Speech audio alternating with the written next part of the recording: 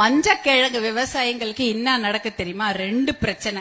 ஒரு பிரச்சனை விலை கிடையாது, ரொம்ப கம்மி. 25,000 குவிண்டாலு கிடைக்கணும். 15,000, 14,000, 13,000 தான். எந்த கிழங்கு போட்டாலும் சரி, விரலி மஞ்சள் போட்டாலும் சரி, பெருவெட்டி விரலி போட்டாலும் சரி, அவ்வளவுதான் கொடுக்குறாங்க. ஆனா பாட்டாளி மக்கள் கட்சியில என்ன சொல்றோம்?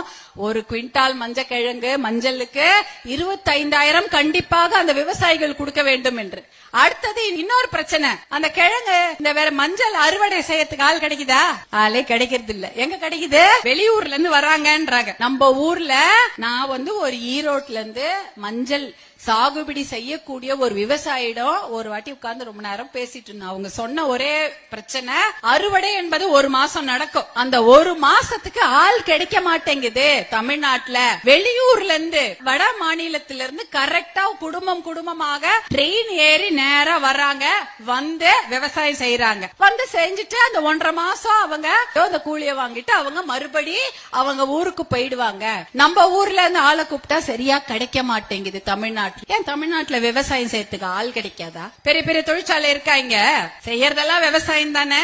நம்ம எல்லாம் விவசாய பெருங்குடிகள் தானே சொல்றாங்க. தமிழ்நாடு முழுக்க விவசாயம் சார்ந்த தொழில் தான். அப்படி இருக்கும் பொழுது இதை மஞ்சள் சாகுபடி செய்யறதுக்கு, விவசாயம் செய்யறதுக்கு, அறுவடை செய்யறதுக்கு ஆள் இல்லைன்னா என்ன அர்த்தம்?